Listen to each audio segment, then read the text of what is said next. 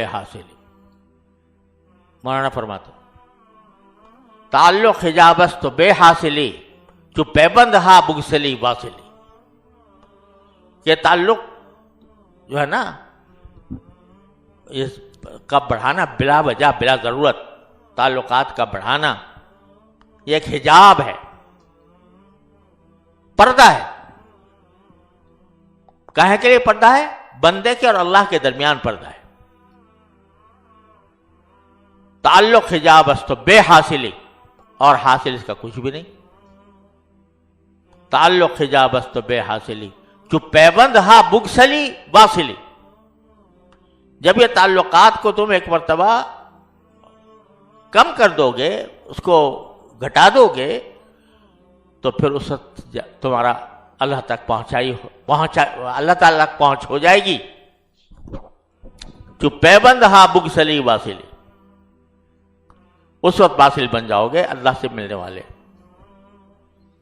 تو یہ سارے اسراف کے مختلف پہلو ہیں جن کو ہمیں سوچنا چاہیے. اسی طرح نگاہ جو ہے یہ بھی اللہ تعالیٰ کی نعمت ہے. اس کو استعمال کرنے کے اندر بھی اسراف ہے. معصیت میں اللہ بچائے استعمال ہو رہی ہو تب تو ہے ہی. معصیت میں بھی نہ ہو تو بھائی ایسی چیزوں کی طرف نظر کرنا جس سے نہ دنیا کا فائدہ نہ دین کا فائدہ، وہ بھی اسراف ہے. اسی لیے فرمایا گیا کہ بھائی جب چلو تو نیچی نگاہ کر کے چلو.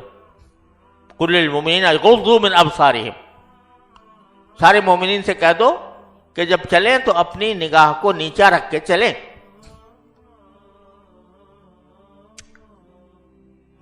کیوں؟ اس لیے کہ جتنی نگاہ چاروں طرف پھیلے گی اتنا ہی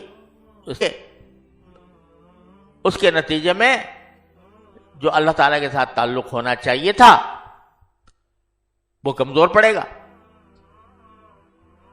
تو یغضوا من ابصارہم. ارے بھائی جا رہے ہیں بازار میں، سمجھے نا، اور خریداری کے لیے جا رہے ہیں، کیا حرج ہے ذرا اٹھ کے چاروں طرف نظر دوڑا کے چلیں تو کیا حرج ہے. لیکن ارشاد یہ کہ نہیں، نیچی نظر کر کے چلو. کیوں؟ اس لیے کہ یا تو یہ نگاہ تمہیں کسی معصیت میں مبتلا نہ کر دے، اللہ بچائے، اور دوسرا یہ کہ یہ نگاہ تمہارے خیالات کو، نگاہ جو ہوتی ہے نا وہ پھر خیالات لے کر آتی ہے. ایک چیز دیکھی اس کے نتیجے میں کوئی تصورات خیالات پیدا ہو رہے ہیں اور خیالات کو منتشر کرے. یہ نظر کا غلط، یہ اسراف ہے ایک طرح سے. ہاں بھائی دل کو خوش کرنے کے لیے اور اللہ تبارک و تعالیٰ کی قدرت کاملہ اور اس کے حسن و جمال کا ادراک کرنے کے لیے آدمی اچھے مناظر دیکھتا ہے. سبززار ہیں، پہاڑ ہیں، دریا ہیں، اور وہ اس لیے وہ دیکھ رہا ہے. لیکن دیکھنا اگر وہ محض تفریح تباہ کے لیے چلو جائز ہے. لیکن آدمی کو چاہیے کہ ان سے باری تعالیٰ کی قدرت پر، باری تعالیٰ کی حکمت بالغہ پر استدلال کرے. تو ہے یتفکرون فی خلق السماوات والارض، یہ آسمان و زمین کی تخلیق میں غور کرنے والے، فکر کرنے والے، تو وہ بن جاؤ. میں نے دنیا اتنی اللہ نے دکھائی کہ شاید ہی کسی کو اتنا موقع ملا ہو. دنیا کے 6 بر اعظم کے مختلف ممالک آنکھوں سے دیکھے، اور ایک سے ایک منظر، ایک سے ایک خوبصورت علاقہ، ایک سے ایک پھول پتے نباتات پہاڑ دریا ان کے اپنے حسن. لیکن میں نے کسی جگہ لکھا بھی ہے کہ یہ سب مختلف چیزیں ہیں. کہیں دریا بہ رہا ہے, کہیں پہاڑ کھڑا ہوا ہے, کہیں پہاڑ کے اندر اس کے پہاڑوں کے اندر ایک سے ایک منظر پیدا ہو رہا ہے, اس میں نشیب و فراز ہو رہا ہے. یہ ساری تو ہر جگہ کا الگ اپنا حسن ہے. کوئی پوچھتا ہے مجھ سے کہ بھئی تم نے اتنی دنیا دیکھی, سب سے زیادہ خوبصورت کیا چیز نظر آئی؟ تو مجھے بیان کرنے میں مشکل ہوتی ہے کہ کس کو ترجیح دوں, کون سا علاقہ جو ہے وہ زیادہ خوبصورت. سب اپنی اپنی جگہ پر اعلیٰ مقامات ہیں. اللہ تعالیٰ کی قدرت کا, اس کے تخلیق کا ایک کرشمہ ہے. لیکن ان سب میں مجھے قدر مشترک ہر جگہ نظر آتی. قدر مشترک کیا کہ اس کو میں الفاظ میں بھی بیان نہیں کر سکتا. یعنی جو کچھ منظر ہے وہ چند چیزوں سے مرکب ہے. پہاڑ ہے, دریا ہے, سبزہ ہے, پھول ہے, سمجھے نا, اور یہ 4-5 چیزیں ہیں. اسی کو الٹ پھیر کر کے کہیں کوئی منظر آ گیا, کہیں کوئی منظر آ گیا. ہیں چیزیں 5-6 ہی اگر دیکھو تو, سمجھے نا, اس سے زیادہ نہیں ہے. لیکن اس 5-6 چیزوں کو میرے مالک نے کس طرح اس کے اندر تصرف فرمایا ہے کہ ہر منظر ایک اپنی انفرادیت رکھتا ہے. ایسا ہی جیسے انسانوں کے چہرے ہیں نا, قدر مشترک ہے اس میں نہیں کہ سب میں ناک ہے, سب میں آنکھ ہے, سب میں زبان ہے, سب میں کان ہے, سب ہے کہ نہیں؟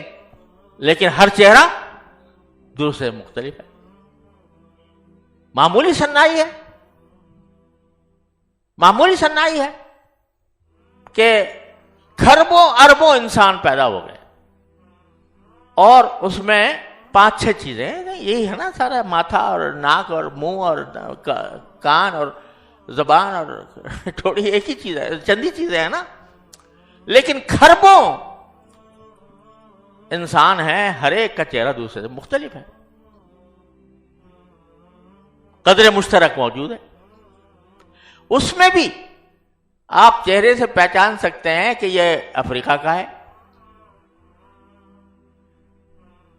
نہیں, اور یہ یورپ کا ہے, اور یہ امریکہ کا ہے, اور یہ ہندوستان کا ہے, یہ بنگال کا ہے, یہ سندھ کا ہے, یہ پنجاب کا ہے.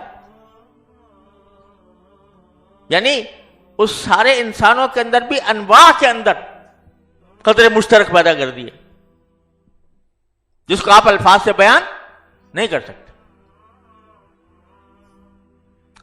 تو اس ذات سے کہاں اس کی قدرت کاملہ کا کیسے انسان.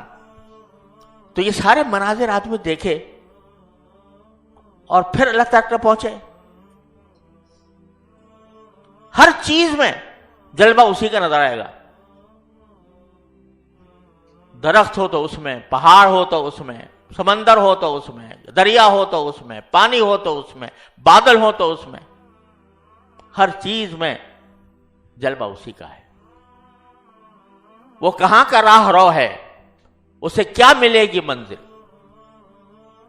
وہ کہاں کا راہ رو ہے, اسے کیا ملے گی منزل, جسے ہر قدم پہ ہر سو تو ہی تو نظر نہ آئے. وہ کہاں کا راہ رو ہے, اسے کیا ملے گی منزل, جسے ہر قدم پہ ہر سو تو ہی تو نظر نہ آئے. اگر آدمی کو اللہ تعالیٰ یہ سوچنے کی صلاحیت عطا فرما دے, جذبہ عطا فرما دے, تو اسے ہر چیز میں جلوہ اللہ کا نظر آئے.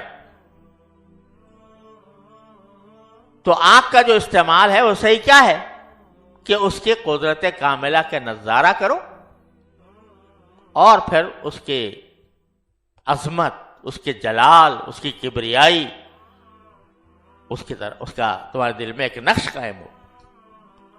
ادھر ادھر استعمال کرو گے اس کو تو وہاں جس سے جا کے ملنا ہے، جس کے ساتھ تعلق جوڑنا ہے، اس میں رکاوٹ پیدا کرے گا. اس لیے فرمایا کہ نیچی نگاہ کر کے چلو. لیکن جہاں اللہ تعالیٰ کے قدرت اور حکمت بالغہ کا نظارہ کرنا ہو تو فرمایا اولم ینظروا فی ملکوت السماوات والارض. وہاں ترغیب ہے کہ آسمان و زمین کی جو سلطنت اللہ نے بنائی ہے اس میں کیا غور دیکھتے نہیں تم اس کو آنکھوں سے دیکھو، اس کو دیکھ کر اللہ تعالیٰ تک پہنچو. اولم ینظروا فی ملکوت السماوات والارض. تو عام حالات میں نیچی نگاہ کر کے چلو. جہاں فتنے ہیں، جہاں تمہیں نگاہ تمہاری بہک سکتی ہے، جہاں شیطان تمہارا شکار کر سکتا ہے. النظر سہم من سہام ابلیس. نگاہ جو ہے یہ ابلیس کے تیروں میں سے ایک تیر ہے. جہاں تمہیں ابلیس شکار کر سکتا ہے وہاں سے تو کس طرح کرو؟ یغضوا من ابصارہم. آنکھیں نیچے کر کے گزرو. لیکن جہاں اللہ تبارک و تعالیٰ کی قدرت کاملہ اور حکمت بالغہ کے مناظر ہوں تو وہاں کھلی آنکھوں سے دیکھو اور دیکھ کر اس تک پہنچو.